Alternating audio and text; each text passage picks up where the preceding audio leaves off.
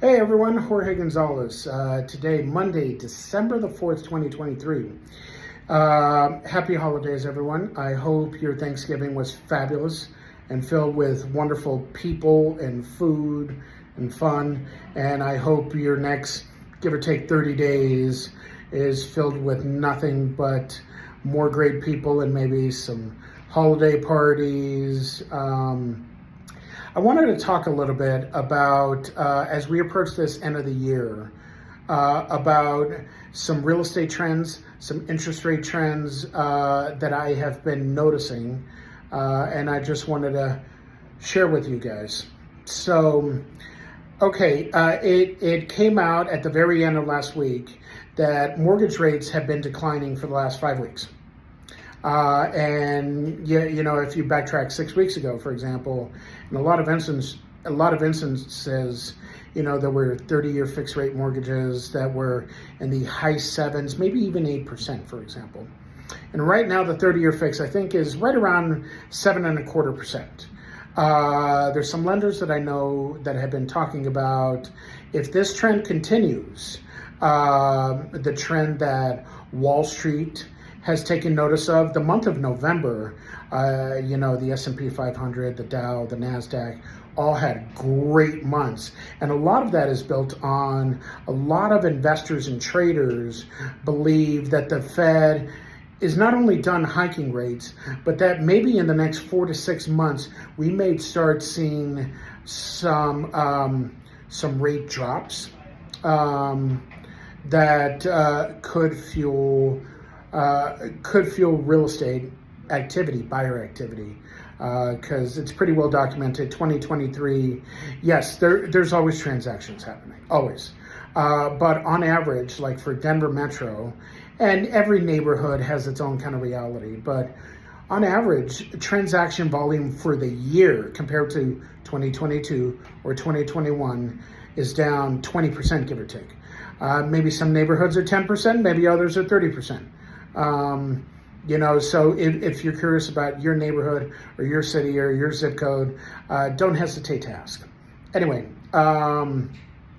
but the fact that interest rates for the last 5 weeks now have been dropping, and now, you know, you have 15-year fixes that are in the 6% range, and right now 30-year fix, a little over 7.25, but there have been some buyers who have been buying at the tail end of this year. And maybe those buyers have been getting seller concessions to go towards closing costs, interest rate buy downs, this and that. That has been a big trend this year, like a lot of transactions. I think at, you know, at least a third of all transactions have had seller concessions to go towards things like buying down your interest rate, which is, you know, that's significant. Because right now, like if you were shopping right now, hypothetically, and you submitted an offer on a house, you liked it, it's been on the market for a little bit, and you were able to negotiate, get some seller concessions out of it, and maybe a slight reduction of list price. You know, there's some people who have done that, who have gotten locked into interest rates in the sixes. And some lenders believe that, you know, we may be seeing that come spring selling season 2024. Now, what everyone is debating is, are there going to be more buyers that are going to come out from the sidelines to create more activity, more competition, which could lead to some listings getting the price bid up. Probably nothing like what we saw in 2021 and early 2022.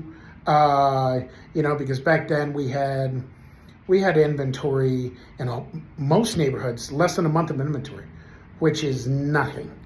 Right now, a lot of neighborhoods are 2.5, 3 months of inventory. You know, there's some out there that are a little higher, maybe 4 or 5 or 6 months. Which then that means you really have some more negotiating power. You know, and we've seen days on the market increase. The average discount based on the original list price, that started to increase compared to, what we saw 12, 18, or 24 months ago, where on average, a lot of neighborhoods were seeing the average list to sold price ratio above 100%. In a lot of instances, 101%, 102%, which basically means almost everything in that neighborhood got bid up 1 to 2% above list price. In 2021, when there was, half a month of inventory, and so many buyers because of record low interest rates at those times, then maybe some neighborhoods saw 5% above list price on average, which is pretty crazy for an entire neighborhood, or in some instances, zip code. But anyway, I digress. And so, we'll see what happens once late February, March, April, May happens. Are we going to see some bidding wars? Maybe, maybe not. Because it's not like we're going to see rates drop to 5% or 4% during that time.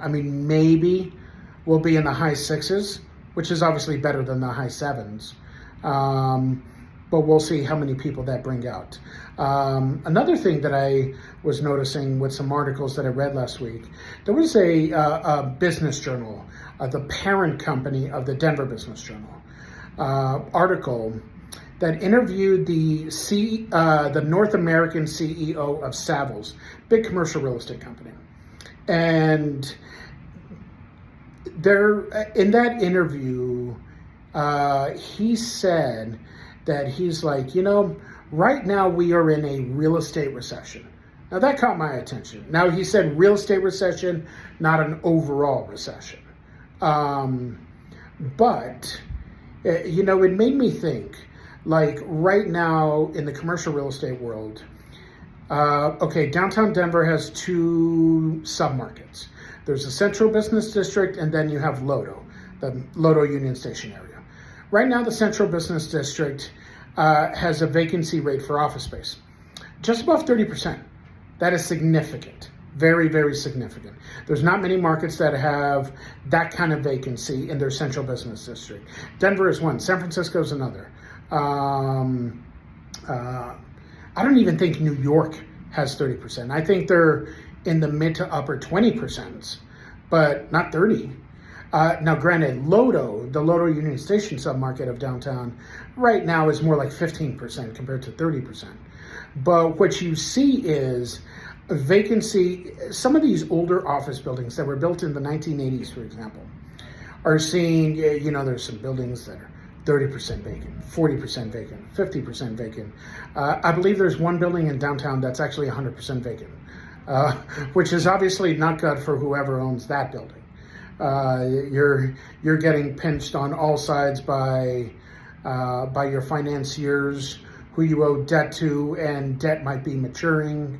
But anyway, what I wanted to talk about in terms of this trend, and maybe that trend that the Savills North American CEO, when he said we're in a real estate recession, I think he was referring more to commercial compared to residential.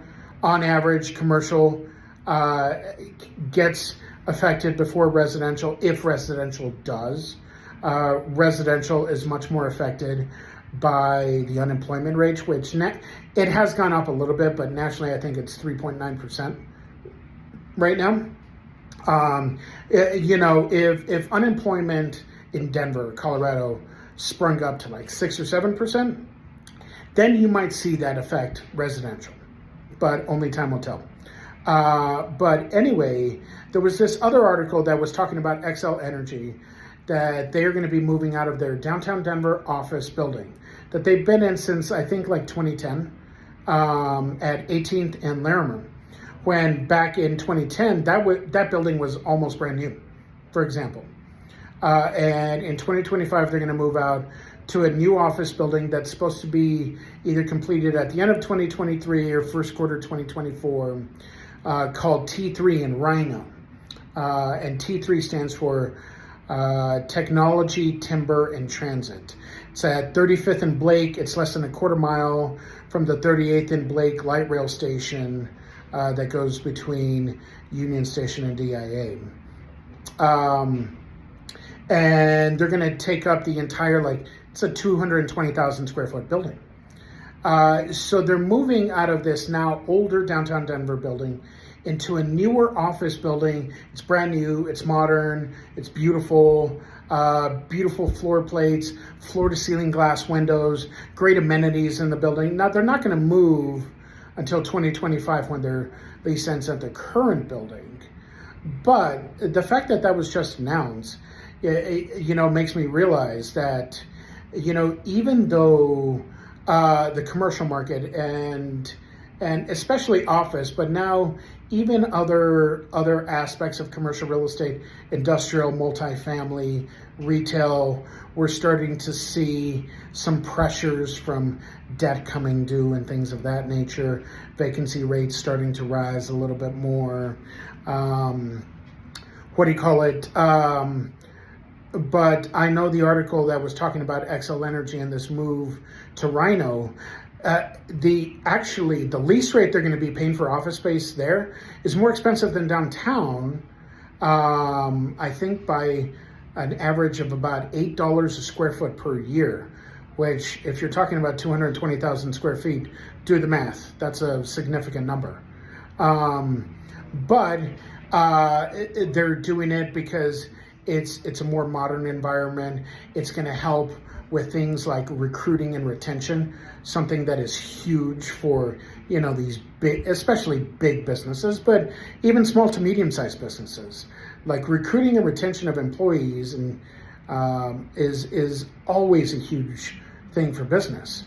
Now, I look at this saying, okay, RiNo, on average, the lease rate for office space is more expensive than downtown, Lodo, and the Central Business District. However, the vacancy rate is much lower. They're like single-digit percentage vacancy rates because pretty much every office building in RiNo has been built within the last 5 years. So they're all pretty much brand new buildings with nice amenities and things of that nature. You can say the same thing about Cherry Creek too. Cherry Creek is actually the hottest office submarket in the state of Colorado right now. I think the vacancy rate is like 7 or 7.5%, compared to Central Business District 30%, Lodo 15%. Cherry Creek's office lease rate per square foot is more expensive than both downtown and Lodo. Lodo is more expensive than the Central Business District, but none of them are cheap. Which brings me to residential. What we've seen this year is beautiful homes that had beautiful layouts, that didn't need any work, that were priced correctly. They moved, and they moved quickly. On average, they moved within a week. So are we seeing this trend where that everything that is beautiful and doesn't have any flaws, any issues, is moving quickly, and everything else is being much more stagnant? Yeah, we are seeing that. Are we going to see that continue into 2024? Feel free to give me any thoughts you may have, any questions you may have. I have plenty of market stats, so if you're curious about something, just ask. Call me, text me, email me, Facebook message me, whatever preference you have. I'm here to answer your questions. So with that being said, I'll probably do a few more videos between now and the end of the year with a couple of market stats and some things that are going on. But until then, happy holidays. Hope you're doing great.